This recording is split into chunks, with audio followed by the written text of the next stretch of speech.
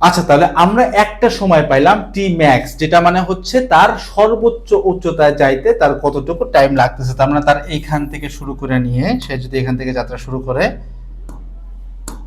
এখান থেকে যাত্রা শুরু করে নিয়ে এই হাইটে যেতে তার টাইম লাগছে একবার, সেটা হচ্ছে কত বললাম আমরা টি ম্যাক্স, সেটা কত পাইলাম ভি নট বাই জি। এখন এখানে যাওয়ার পরে তার বেগ কিন্তু থেমে গেল, কিন্তু থেমে গেল মানে তার শেষ বেগ তুমি জিরো পাইলা, সেটা ধরে তুমি কাজ করছো, যে শেষ বেগ জিরো, ভি জিরো ছিল, এটা ধরেই কাজ করছো। এখন সে তো আবার নিচে পড়বে, তাহলে নিচে পড়ার সময় সে কিন্তু একটা বেগ পাবে, সে নিচে পড়ার সময় একটা বেগ পাবে। এখন নিচে পড়ার সময় তার বেগটা কত হবে, এটা হচ্ছে ফ্যাক্টর। নিচে পড়ার সময় তার বেগটা হবে হচ্ছে সেই জিরোই, সেটা কত ভাই, মানে নিচে পড়ার সময় এখন সব হচ্ছে উল্টায় যাবে, মানে এখন এটা যেটা শেষ বেগ ছিল সেটা কি হবে, তার আদি বেগ হবে। তাহলে তার শেষ বেগ ছিল জিরো, তাহলে তার আদি বেগ কত হবে, ভি নট হবে। ঠিক আছে, তাহলে ভি নট আদি বেগ পাইলাম। এখন সে আবার ভূমিতে এসে হিট করবে, সেটা কত হবে, ভি হবে। এখন এই ভিটা কি হবে জানো, ভি নট হবে। কোন ভি নট মনে আছে, এই যে ভি নট, এই ভি নটটা হবে এই ভিটা। তোমাকে আমি আরো সহজ করে দিই, এখানে ইউ ধরো না, এখানে তুমি ইউ না ধরে তুমি হচ্ছে গিয়ে ইয়া ধরো, সরি মানে এখানে ভি নট ধরো না, তুমি এখানে ভি নট না ধরো, তুমি এখানে ইউ ধরো, মানে আদি বেগ ধরো। এবার খেয়াল করো, এবার আমরা সেকেন্ড ট্রিপ নিয়ে চিন্তা করতেছি। সেকেন্ড ট্রিপ, এই যে সেকেন্ড ট্রিপ নিচের দিকে আসতেছে, ঠিক আছে।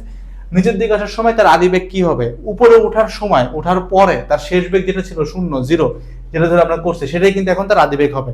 তাহলে তার আদি বেগ কিন্তু জিরো।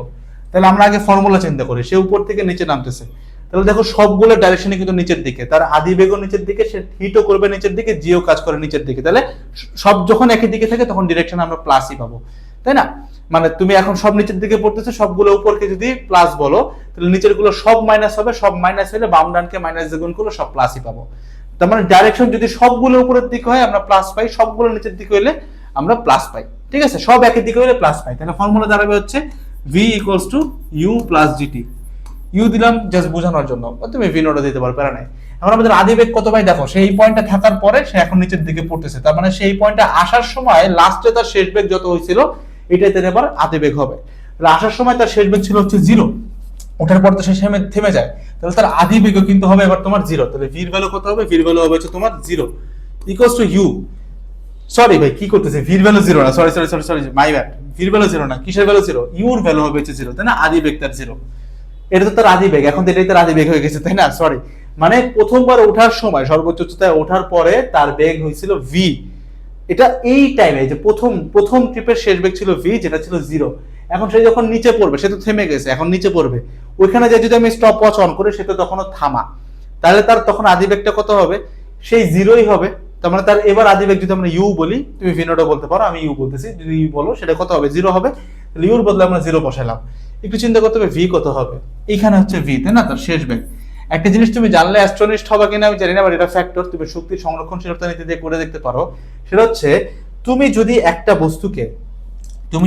বস্তুকে উপরের দিকে ভি নট বেগে ছেড়ে দাও, মানে ভি নট বেগে নিক্ষেপ করো খাড়া ভাবে, এবং সে যদি কোনো জায়গায় খাড়া ভাবে ছাড়ো বা প্রাসের আকারে ছাড়ো, তুমি যেভাবে ছাড়ো না কেন, সে যদি কোনো কিছুকে হিট না করে, মানে কাউকে যদি আঘাত না করে, সে যদি জাস্ট উপরে উঠা পড়ে যায়, অথবা সে এরকম প্রাসের মতো করে যায়, পড়ে যায়, তার এই যে প্রক্ষেপণ বেগ বা তার নিক্ষিপ্ত বেগ যেটা ছিল, তার পড়ার সময় যে বেগটা হবে সেটা কিন্তু সেমই হবে। এটা সব সময় সেম হয়, তুমি শক্তি সংরক্ষণশীলতার নীতি অ্যাপ্লাই করে দেখতে পারো। তাহলে তুমি যদি এখন বুঝে থাকো এটা, তাহলে একটু খেয়াল করো। এইবার তাকে প্রথমবার তাকে আমরা নিক্ষেপ করছিলাম কোন বেগে ভাই, তাকে প্রথমবার আমরা নিক্ষেপ করছিলাম ভি নট বেগে। তাহলে সে যখন লাস্টে পড়তেছে তখন তার শেষ বেগ কি হবে, শেষ বেগ ভি কি হবে ভাই, সেই ভি নটই হবে না। তাহলে এখন ভি কি হবে, ভি নট হবে।